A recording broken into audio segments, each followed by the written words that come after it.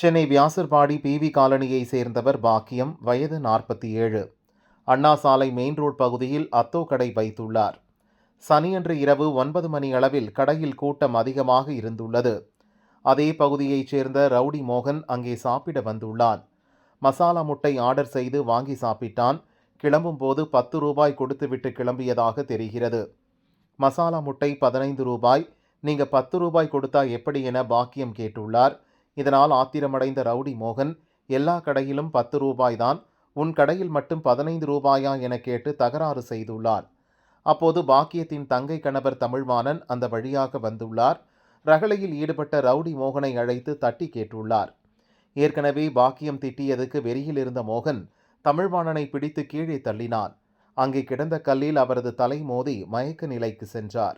அவரை மீட்ட அப்பகுதி மக்கள் ஸ்டான்லி ஹாஸ்பிட்டலில் அட்மிட் செய்தனர். இப்போது தமிழ்வாணன் கோமா நிலையில் சிகிச்சையில் உள்ளார்.